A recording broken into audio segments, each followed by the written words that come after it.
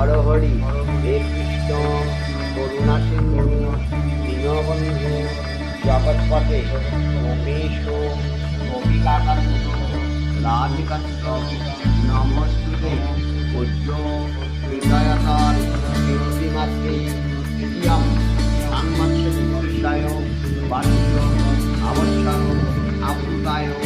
উপরেশায় যৎসামান্য বিষ্ণু বসে